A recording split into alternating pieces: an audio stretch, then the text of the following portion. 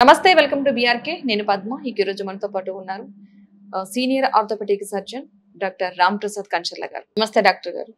నమస్తే మేడం. ఈ PRP injection కి సంబంధించి కొంతమందికి చేయించుకున్న తర్వాత నార్మల్ క్యూర్ అయిన వాళ్ళు కొంతమంది ఉంటే కొంతమందికి ఒక 1 year 2 years తర్వాత మళ్ళీ పెయిన్ స్టార్ట్ అవ్వడం, అక్కడ మోకాళ్ళు అరిగిపోవడం జరుగుతుంది. సో ఏంటి రీజన్ అంటే మన కాస్ట్ కి దీనికి లింక్ ఉందా, లేకపోతే ట్రీట్మెంట్ లో తేడా ఉందా, లేదంటే వాళ్ళు డైలీ డైట్ చేయడంలో కానీ వాళ్ళు చెప్పిన ప్రికాషన్స్ తీసుకోకపోవడం వల్ల కానీ జరిగిందంటారు? అసలు ఇది చాలా నాన్ స్పెసిఫిక్ క్వశ్చన్ అమ్మా. ఫస్ట్ థింగ్ ఏంటంటే I want to clarify that ఈ పిఆర్పి ట్రీట్మెంట్ లో కాస్ట్ వేరియేషన్ కి మన ట్రీట్మెంట్ యొక్క ఎఫెక్టివ్నెస్ కి ఎటువంటి డిఫరెన్స్ ఉండదు. మనం ఇందాక అనుకున్నట్టు ప్లేట్లెట్స్ యొక్క కాన్సన్ట్రేషన్ పెంచే ఏ కిట్ అయినా ఓకే, అది మీరు 2000 కిట్ అయినా ఓకే, 50,000 కిట్ అయినా ఓకే, అందులో నాకు ఎటువంటి డిఫరెన్స్ కనిపించదు. ఇక్కడ ఇంకోటి ఏంటంటే మనం సరైన ఇండికేషన్లో పిఆర్పి కనుక చేస్తే మనం ఇందాక అనుకున్నట్టు కొంచెం ఆ టెండినోపతీస్ అంటే నొప్పులకి అంటే మోచేయి నొప్పి అవనివ్వండి, భుజం నొప్పి, లేకపోతే మడం నొప్పి, ఈ టెండినోపతీస్కి ఒకలా ఉంటుంది. అంటే కండరాలు చిక్కబట్టేసి వచ్చిన వ్యాధికి అయితే ఒకలా ఉంటుంది ట్రీట్మెంట్ యొక్క ఎఫెక్టివ్నెస్. ఈ అరుగుదల సమస్య కనుక చేస్తే ఒకలా ఉంటుంది. ఈ అరుగుదల సమస్య చేయించుకున్న తర్వాత గ్రేడ్ 1, 2 కొంతమంది 3 స్టేజ్లో ఉన్న వాళ్ళకు కూడా కొంత ఎఫెక్టివ్నెస్ అనేది 60 to 70% చెప్తాం. ప్రతి ఒక్కళ్ళకి తగ్గిపోతుంది, ఇదే పెద్ద మ్యాజిక్ మెడిసిన్, దీనివల్ల మీరు ఫ్యూచర్లో హ్యాపీగా పరిగెట్టేయచ్చు అని. అది కాదు, దాని ముఖ్య ఉద్దేశం అది కాదు. పని చేస్తే మంచిది, పని చేయకపోతే కనుక you should always seek another alternative. And ఇంకొకటి క్లారిఫికేషన్ ఏంటంటే ఈ పిఆర్పి ఇంజెక్షన్లు అనేవి మీ ఆపరేషన్కి ప్రత్యామ్నాయ మార్గం అయితే కాదు. ఎటువంటి అందులో డౌటే లేదు. మీరు ఒకవేళ ఏ డాక్టర్ అయినా మీరు గ్రేడ్ 3లో ఉన్నారు, లేదంటే గ్రేడ్ 4 ఆర్థరైటిస్లో ఉన్నారు, ఆస్టియో ఆర్థరైటిస్లో ఉన్నారు, మోకాలు బాగా అరిగిపోయింది అని సర్జికల్ ఇండికేషన్ ఉంటే మీరు వెళ్ళి మళ్ళీ ఇంకో డాక్టర్ దగ్గర పిఆర్పి చేయించుకుని అది ఫెయిల్ అయితే కనుక అది మీ ట్రీట్మెంట్కి మీరే బాధ్యులు, కానీ డాక్టర్స్ ఎటువంటి బాధ్యత తీసుకోరు. So right indication is always prime factor. అంటే ట్రీట్మెంట్ యొక్క సక్సెస్కి మనం దేనికి చేస్తున్నాము అనేది కోర్ పిల్లర్ అనమాట. రెండోది పిఆర్పి ట్రీట్మెంట్ సక్సెస్ అయిన తర్వాత కొంతమందికి మనం ప్రాపర్గా ఫిజియోథెరపీ చేయాలి, మంచి డైట్ తీసుకోవాలి, మన లైఫ్ స్టైల్ మాడిఫికేషన్ అంటే కింద కూర్చోకూడదు, బాసిమటం వేసుకోకూడదు, మెట్లు ఎక్కడం చేయకూడదు, బరువు అనేది పరిమితిలో ఉంచుకోవాలి. అప్పుడే ఏదన్నా ట్రీట్మెంట్ మోకాలు నొప్పి ట్రీట్మెంట్ అనేది మనకు లాంగ్ రన్ లో ఉంటుంది తప్పితే లేదంటే మళ్ళీ వచ్చేస్తుంది. బాడీ క్షీణతకు గురవుతుంది. డీజనరేషన్, కార్టిలేజ్ బాడీ అనేది సహజ సిద్ధమైన ప్రాసెస్. చాలా మందికి పడిపోయిన తర్వాత అక్కడ కమిలిపోతా ఉంటది. అంటే కొంతమందికి బ్లడ్ రావడం అనేది నార్మల్, కాకపోతే మరి కొంతమందికి కమిలిపోయి ఒక బ్లాక్ కలర్ లా ఫామ్ అయిపోతూ ఉంటుంది పడినప్పుడు. అది మోచేతి కావచ్చు, మోకాళ్ళకి అట్లా పడిపోయినప్పుడు. దానికి భయపడకుండా ఏదైనా ట్రీట్మెంట్ ఇంట్లో చేసుకోవడానికి అప్పటికప్పుడుగా భయపడాల్సిన అవసరం లేకుండా ఏదైనా ఉందంటారా? ఫస్ట్ థింగ్ ఏంటంటే ఎప్పుడు కూడా పానిక్ అవ్వకుండా మనం ఫస్ట్ కాల్ ఫర్ హెల్ప్. ఎప్పుడన్నా మీరు కింద పడిపోయినప్పుడు ఏంటంటే ఫస్ట్ రెస్ట్ తీసుకోవాలి. ఆ జాయింట్ అవనివ్వండి, బోన్ అవనివ్వండి కదలకుండా అక్కడ కూర్చోవటం, ఎవరో ఒకళ్ళు హెల్ప్ పిలవాలి. దాని తర్వాత అక్కడ బ్లడ్ క్లాట్ అవటం స్టార్ట్ అవుతుంది. ఆ బ్లడ్ క్లాట్ ఆపాలంటే ఫస్ట్ ఐస్ పెట్టాలి, రెస్ట్, తర్వాత ఐస్, తర్వాత కంప్రెషన్. కంప్రెషన్ అంటే అక్కడ ఏదన్నా ఒక అట్ట మొక్క కానీ చెక్క మొక్క కానీ ఏదన్నా ఉంటే కదలిక అనేది తగ్గించి ఒక చిన్న రోలర్ బ్యాండేజ్, దుప్పటైనా అవ్వచ్చు, లేదంటే రోలర్ బ్యాండేజ్ అవ్వచ్చు, క్రేప్ బ్యాండేజ్ అవ్వచ్చు, ఏనా కంప్రెషన్ అవ్వాలి. తర్వాత ఎలివేషన్ అంటే కాలు ఎత్తులో పెట్టుకోవాలి, చెయ్యి అయినా సరే ఎత్తు, కాలు అయితే ఎత్తు. సో రైస్ థెరపీ అంటాం, RISE. ఇది ఫస్ట్ ప్యానిక్ అవ్వకుండా ఫాలో అవ్వాలన్న ఎమర్జెన్సీగా ఈ 4 ట్రీట్మెంట్ ప్రోటోకాల్ అనమాట. సో ఐస్ పెట్టడం అనేది అందులో చాలా ఇంపార్టెంట్. దానివల్ల కాస్త రిలాక్స్ ఉంటుంది. అండ్ మీరు డాక్టర్ని సంప్రదించాలి. రెస్ట్, ఐస్, కంప్రెషన్, ఎలివేషన్ ఇవన్నీ చేసి డాక్టర్ని సంప్రదిస్తే ఎక్స్రే తీస్తారు. అక్కడ దాన్ని బట్టి అనుగుణంగా ట్రీట్మెంట్ అది జరుగుతుంది. ఫ్రాక్చర్ ఉందా లేదా అనే దాన్ని బట్టి ఉంటుంది ట్రీట్మెంట్. సరే, ఇప్పుడు మీ పర్సనల్ లైఫ్కి వెళ్దాం. మీ ఫస్ట్ ఎడ్యుకేషన్ దగ్గర నుంచి స్టార్ట్ చేద్దాం. ఎక్కడ స్టార్ట్ అయింది అసలు? అటువైపు డాక్టర్ వృత్తి వైపుకి ఎందుకు వెళ్లాల్సి వచ్చింది? అంటే ప్రత్యేకంగా నాకేమి చిన్నప్పటి నుంచి అంత గోల్స్ అలా మెలో డ్రామాటిక్గా నేనేమి చెప్పనండి. నేను చిన్నప్పటి నుంచి మంచి స్టూడెంట్నే, చదువుకునేవాడిని, ఫస్ట్ ఆర్ సెకండ్ ర్యాంకుల్లో వచ్చేవాడిని. సో +2లో బైపీసీ అనేది తీసుకున్నాను.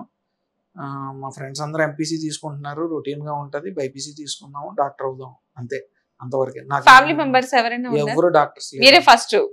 నేను నా జనరేషన్లో నేనే ఫస్ట్. ఓ, సో అంత ఫోకస్ అయితే ఏం లేదండి. బైపీసీ తీసుకున్నాను, ఏమో మా తల్లిదండ్రులు ఇచ్చిన బుర్ర అవనివ్వండి, ఏదన్నా అవనివ్వండి, ఎగ్జామ్ పాస్ అయ్యాం, మంచి కాలేజీలో సీట్ వచ్చింది, ఎంసెట్లో ర్యాంక్ వచ్చింది, గుంటూరు మెడికల్ కాలేజీలో జాయిన్ అయ్యాను. సో అక్కడ ఐస్ ఓపెన్ అయ్యాయి. ఓకే. అప్పటి వరకు కూడా ఏంటంటే లైఫ్ వెళ్ళిపోతుంది, Okay. చదువుకుంటున్నాం, వెళ్ళిపోతున్నాం, అంతకుమించి ఆలోచన ఏం లేదు. ఓకే. బట్ అక్కడికి వెళ్ళాక కొంచెం మనం అంటే లైఫ్లో ఏం చేయిస్తే బాగుంటుంది, మనం ఈ ప్రొఫెషన్లోకి వచ్చాం కాబట్టి what can we do for the society okay. అనేది నిజంగా ఐస్ ఓపెన్ అయ్యాయి. అండ్ అక్కడ నుంచి ఢిల్లీ వెళ్ళాను, ఎయిమ్స్లో చదువుకున్నాను. అక్కడ ఇంకా వైడ్ ఓపెన్ అయ్యాయి. ఓకే. డెఫినెట్లీ ఒక ఇన్స్టిట్యూట్కి వెళ్ళి చదువుకుంటే అసలు మన ప్రపంచాన్ని చూడొచ్చు, ఓకే.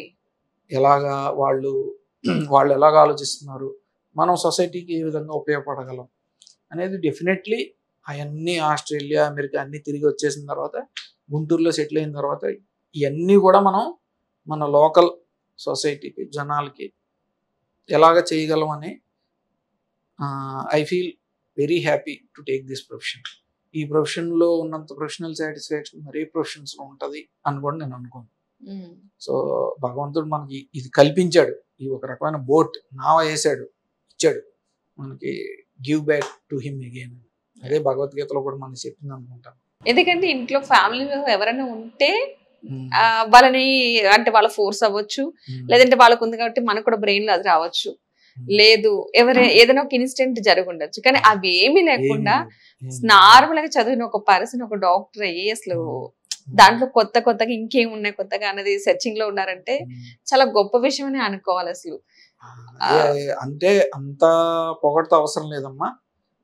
మనకి ఏంటంటే it came out of first thing ఏంటంటే డెస్పరేషన్.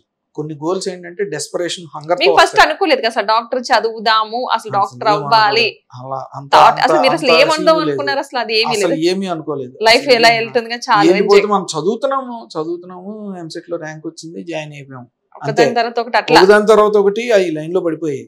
ఇందాక ఫార్మల్ ఇంటర్వ్యూ ముందు కూడా అనుకున్నాం, ఒకటి ఆశించి చేయటం కన్నా ఏమి అవసరం లేదు. మన వృత్తి, మన ధర్మం అనేది కరెక్ట్ గా చేసేస్తా ఉంటే మిగతాదంతా కూడా భగవంతుడు చూసుకుంటాడు. Everything will fall in place. మనం ఏదన్నా ఆశించి చేస్తున్నాం అంటే నిరాశ, నిస్పృహ అనేవి డెఫినెట్లీ వస్తాయి. So your goal should come out of inspiration. అంటే ఒక రకమైన ఇన్స్పిరేషన్ తో మన గోల్ సాధకం అనేది రావాలి. డెస్పరేషన్ తో ఏదో కావాలి అనే హంగర్ తో అనేది మనకు ఆ ఫుల్ సాటిస్ఫాక్షన్ ఇవ్వదండి. ఒక దగ్గరికి వెళ్ళాక ఆగిపోతాం, అది గోల్ రీచ్ అయిపోయాం ఆగిపోతాం. అలా కాకుండా మన ధర్మం మనం చేసుకుంటా ఉంటే అసలు ఆగాల్సిన అవసరం లేదు. ఓకే. ఎందుకంటే ఫ్యామిలీలో ఎవరు అవ్వలేదు కాబట్టి మీరు అయ్యారు కదా. ఫ్యామిలీలో ఎలా అనిపించింది? మీ మదర్కి కావచ్చు, ఫాదర్కి కావచ్చు, ఎలా అంటే ఎలా? దే ఆర్ హ్యాపీ, అసలు అనుమానం లేదు. అంటే నేను సక్సెస్ అని అన్నగాని, బట్ నేను నా సెల్ఫ్ నా కాళ్ళ మీద నేను నిలబడుతున్నాను. మా హాస్పిటల్లో నేను 70 మంది ఫ్యామిలీస్కి అన్నం పెడుతున్నాను. సో వాళ్ళు ఆ హ్యాపీనెస్ అంతా చూసి, వాళ్ళ అబ్బాయి సక్సెస్ అవటం చూసి వాళ్ళు దే ఆర్ హ్యాపీ. అండ్ దీంతో పాటు మనకు ఒక రెస్పాన్సిబిలిటీ కూడా వస్తుందండి. సో అది కొంచెం మనకేంటంటే అమ్మో భారం అని అనిపిస్తుంది. బట్ మీకున్న రెస్పాన్సిబిలిటీస్ ఏంటి అసలు ప్రెజెంట్? మన ఫ్యామిలీకి ఒక ఎక్స్పెక్టేషన్ క్రియేట్ చేస్తాము. తర్వాత మన ఎంప్లాయీస్, మన సొంత హాస్పిటల్ అయింది, మరి మన కింద ఇలాగ 70 మంది ఫ్యామిలీస్ అనేవి ఉన్నాయి. And they are our driving force. మనం పని చేయడానికి అది ఒక డ్రైవింగ్ ఫోర్స్, మనకు ఒక రెస్పాన్సిబిలిటీ కూడా అది ఉంటుందండి. ప్లస్ ఇప్పుడు ఏంటంటే మేము 50 బెడెడ్ హాస్పిటల్ ఎగ్జిస్టింగ్, తర్వాత ఇప్పుడు ఇంకొక 100 బెడ్ హాస్పిటల్కి వెళ్ళటానికి ప్లాన్ వేస్తున్నాము. సో ఎవ్రీథింగ్ అలాగా అడుగులో అడుగు వేసుకుంటూ ఎవ్రీథింగ్ ఈజ్ రెస్పాన్సిబిలిటీ. అండ్ ఆ రెస్పాన్సిబిలిటీ నుంచే వస్తుంది గ్రోత్. ఎప్పుడైనా ఈ డాక్టర్ కోర్స్ చదువుతున్నప్పుడు బా ఇంత టఫ్ ఉంది, అనవసరంగా ఈ వేలోకి వచ్చానని అనిపించిందా? లేదు మంచి ఛాలెంజింగ్ ఉంది, నెక్స్ట్ ఏంటో తెలుసుకుందాం అనిపించిందా మీకు? అసలు ఏ రోజు కూడా నిరాశ, బ్యాక్ స్టెప్ వెళ్దాం అనిపించలేదు, అసలు రాంగ్ లో వచ్చాను అసలు నాట్ ఈవెన్ సింగిల్ సెకండ్. నేను Okay. అనుకున్నాను. అంటే జర్నీ వాజ్ థ్రిల్లింగ్ గానే ఉన్నది. అంటే ఆ రోజు 16 గంటలు చదవాల్సి వచ్చినా జర్నీ అనేది థ్రిల్లింగ్ గానే ఉన్నది. కొంచెం ఒక్కొక్కసారి మనిషి అనేవాడు అలసిపోతాడు కదా, ఒక్కొక్కసారి అలా అనిపిస్తదేమో కానీ but journey was thrilling. It was happy. Doctor గా చదవాలి మినిమం 16 గంటలు చదవాలి. అంటే మంచి ఇన్స్టిట్యూట్ లో పేరు తెచ్చుకుని మంచి పొజిషన్ లో ఉండాలి, మంచి ఇన్స్టిట్యూట్ లో చదవాలి అని అంటే మాత్రం 16 hours చదువుకోవాలి. ఇప్పుడు ఎవరైనా సరే ఇన్ కేస్ ఇలా డాక్టర్ గా అవ్వాలి అంటే ఒక్కొక్కరు ఒక్కొక్క వేరియేషన్ వెతుక్కున్నా, మీరు ఆర్థోపెడిక్ అయినా కొంతమంది కొన్ని ఉంటాయి కాబట్టి డాక్టర్ గా రావాలనుకున్న వాళ్ళకి మీరు ఇచ్చే సజెషన్స్ ఏంటి అసలు? ఒక సింపుల్ సజెషన్ అండి, ఈ ప్రొఫెషన్ ని కావాలి అని అనుకునే తీసుకోండి. ఎవరో మిమ్మల్ని ఫోర్స్ చేశారు, మా అమ్మ నాన్న నన్ను ఫోర్స్ చేశారు, లేదంటే ఇంకెవరో మా ఇంట్లో వాళ్ళు ఫోర్స్ చేశారు, లేదంటే వాడవుతున్నాడు మా పక్కన ఈడవుతున్నాడు అని చెప్పి మాత్రం రావద్దు. అలా వస్తే కనుక డెఫినెట్లీ అన్హ్యాపీగా ఉంటారు. ఎందుకంటే ఈ డాక్టర్ ప్రొఫెషన్కి వస్తే కనుక కొన్ని సాక్రిఫైజెస్ అనేవి ఉంటాయి. మనం అవన్నీ కూడా దృష్టిలో పెట్టుకుని కష్టంగానే ఉంటుంది అని చెప్పి జర్నీ అనేది స్టార్ట్ చేయాలి. డెఫినెట్లీ కష్టం ఉంటుంది, ఆ కష్టం నుంచే మనకి ఇష్టం వస్తుంది, ఇష్టం నుంచి ఆ సాటిస్ఫాక్షన్ అనేది ఉంటుంది. ఫ్రూట్స్ అయితే ఉంటాయి బట్ జర్నీ అనేది కొంచెం ఎగుడు దిగుడు ముళ్ళు అన్నీ ఉంటాయి. బట్ ఎండ్ ఆఫ్ జర్నీ మీకు హ్యాపీగానే ఉంటుంది, సాటిస్ఫైయింగ్ గానే ఉంటుంది. కాకపోతే ఒకళ్ళ బలవంతం మీద మాత్రం రావద్దు.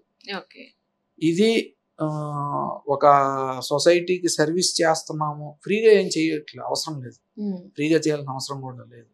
Even for the money you take, if you do your job correctly, మన ప్రొఫెషన్ అనేది కరెక్ట్గా చేస్తే అదే సర్వీస్ అండి. అది ఎటువంటి కల్మషం లేకుండా మనం సొసైటీకి మీరు తీసుకున్న ఫీజుకి న్యాయం చేస్తే అదే సర్వీస్ చాలు.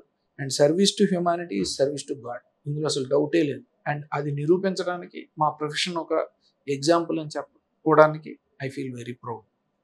ఓకే, ప్రతి ఒక్కళ్ళు కూడా డాక్టర్ దేవుళ్ళతో పోలిస్తారు కదా, మీకు ఎలా అనిపిస్తుంది? ఎందుకంటే ఒక పెయిన్ వచ్చిన వ్యక్తి వచ్చిన వెంటనే మీ దగ్గరికి రాగానే ఒక టాబ్లెట్ ఇస్తారు, ఇంజెక్షన్ చేస్తారు, వాట్ ఎవర్, బట్ చేసిన తర్వాత రిలాక్స్ అయిన తర్వాత అమ్మా దేవుళ్ళ రక్షించాడు. ప్రతి డాక్టర్లను ఒక దేవుని చూస్తారు ప్రతి పర్సన్ కూడా, బట్ ఫ్యామిలీకి వచ్చేసరికి టైం కేటాయించలేరు. రెండిట్ని ఎలా బ్యాలెన్స్ చేస్తున్నారు అసలు? అందులో క్వశ్చనే లేదు. ఇందులో ఏంటంటే డాక్టర్స్ కూడా ఈవెన్ మనం వర్క్ అవర్స్ అనేవి ఎక్స్టెండెడ్గా ఉన్నా ఎలా ఉన్నా సరే ఫ్యామిలీ లైఫ్ లేకపోతే బ్యాలెన్స్ అనేది తప్పుతుంది. అండ్ మా హెల్త్ బ్యాడ్ అవుతుంది. అండ్ రెండోది మనం పెళ్లి చేసుకున్నందుకు మన పిల్లల్ని కన్నందుకు వాళ్ళ లైఫ్ కూడా డబ్బులు ఒకటి ఇచ్చేస్తే సరిపోదు కదండి, మనం వాళ్ళతో ఉండాలనే వాళ్ళు కోరుకుంటారు. తర్వాత మనం యాజ్ ఎ డాక్టర్ మీరు ఇక్కడ ఎంత న్యాయం చేసినా యాజ్ ఎ హస్బెండ్ ఆల్సో మీరు న్యాయం చేయాలి, యాజ్ ఎ ఫాదర్ న్యాయం చేయాలి. లేకపోతే మన కంప్లీట్ చక్రం అనేది ఒక హాఫ్ నిండుతుంది, మిగతా చక్రాన్ని మీరు సాటిస్ఫై చేయకపోతే కరెక్ట్ కాదు. సో కొంత వర్క్ లైఫ్ బ్యాలెన్స్ అనేది కష్టంగా ఉన్నా సరే దాన్ని మనం దృష్టిలో పెట్టుకుని ముందరికి వెళ్ళటం అనేది కరెక్ట్ అని నేను చెప్తాను ఎవరికి వెళ్ళినా. సో నా పర్సనల్గా అయితే ఐ టేక్ 7 daysలో ఒక 5.5 days నేను కష్టపడతాను, 1.5 day ఆఫ్ తీసుకుంటా. I completely devout that time to my family. And రోజులో పొద్దున్న 9 నుంచి రాత్రి 7:30-8 వరకు హాస్పిటల్లో కష్టపడినా 7:30-8 ఇంటికి వెళ్ళిపోతాను. And I make sure that next వచ్చే 3-4 hours అన్నా సరే మా పిల్లలతో టైం స్పెండ్ చేస్తా. మార్నింగ్ వాళ్ళని రెడీ చేయడానికి కానీ వాళ్ళతో టైం స్పెండ్ చేయడానికి కానీ ఇంట్లోనే ఉంటాను. సో వర్క్ లైఫ్ బ్యాలెన్స్ అనేది కొంత డిస్టర్బింగ్గా ఉంటుంది, బట్ అది మెయింటైన్ చేస్తేనే మన హెల్త్ బాగుంటుంది, వాళ్ళ లైఫ్ బాగుంటుంది, మన సొసైటీకి కూడా మనం ఉపయోగపడే అవకాశం అనేది ఉంటుంది మెరుగ్గా. ఓకే, మీ ఫ్యామిలీ అంటే మీ పిల్లల నుంచి ఎవరైనా మరొక డాక్టర్ వచ్చే అవకాశాలు ఉన్నాయంటారా? అంటే వాళ్ళకి ఇంట్రెస్ట్ ఏం చూపిస్తున్నారా? అసలు అది వాళ్ళ పర్సనల్ ఒపీనియన్ అండి, వాళ్ళ ఫ్యూచర్ లో ఏదైనా అసలు అది మనం ఇన్ఫ్లుయెన్స్ చేసే ఇది లేనే లేదు నాకు. ఎందుకంటే ఫాదర్ చూసాక కొంచెం ఎవరికైనా సరే అది వాళ్ళ ఇష్టం. ఓకే మా డాడీ ఇట్లా ఉన్నారు కాబట్టి నేను కూడా అవ్వచ్చు అన్న ఒపీనియన్ పడిపోతుంది చాలా మందికి. అది వాళ్ళ ఇష్టం. బట్ మీకు ఆ ఇంట్లో ఎవరు లేకపోయినా రావడం అనేది అనిపించింది కొంచెం. మా పిల్లలిద్దరు కూడా, ఎందుకంటే మా వైఫ్ సర్జికల్ ఆంకాలజిస్ట్ డాక్టరే, నేను ఆర్థోపెడిషియన్.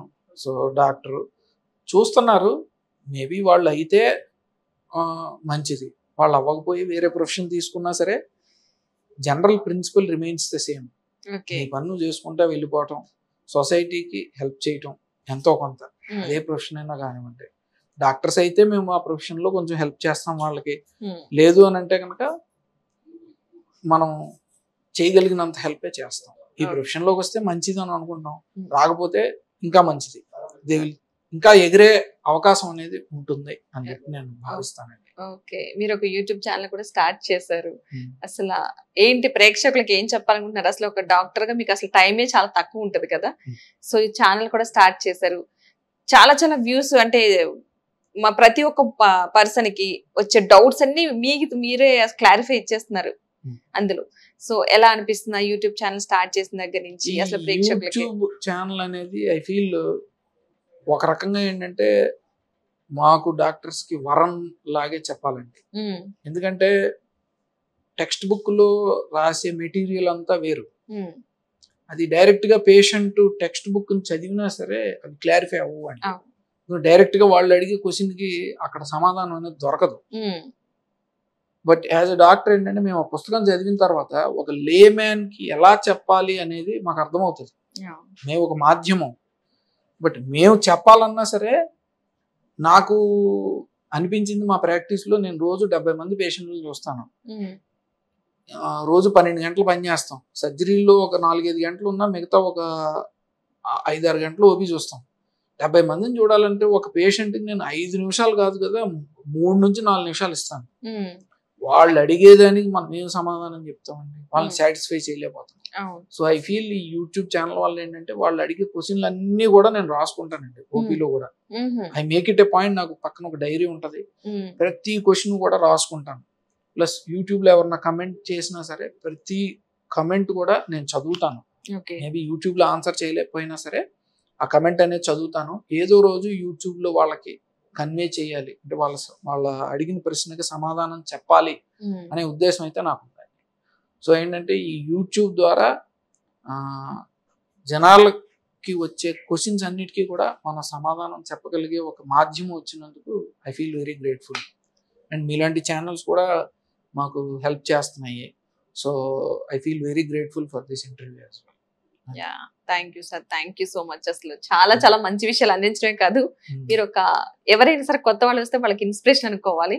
ఇంట్లో ఫ్యామిలీలోనే డాక్టర్స్ ఉండవలసిన లేదు, మనకి ఇంట్రెస్ట్ ఇష్టం చెయ్యాలన్న తపన ఉంటే కనుక ఏదైనా సాధించవచ్చు అని మరొకసారి నిజంగా నిరూపించారు అనుకోవాలి. ఎందుకంటే ఇంట్లో ఫ్యామిలీలో లేరు, ఒక డాక్టర్ ఫ్యామిలీ నుంచి వచ్చిన వాళ్ళు కానీ డాక్టర్ అంటారు, కానీ మీకు బ్యాక్గ్రౌండ్ చూస్తే అలా ఏమీ లేదు సార్, మీరు అనుకున్నది కూడా కాదు. సో అలా కాకుండా ఈ రోజు ఈ స్థాయికి వచ్చారంటే చాలా చాలా గ్రేట్ అనుకోవాలి. Thank you sir, thank you so much.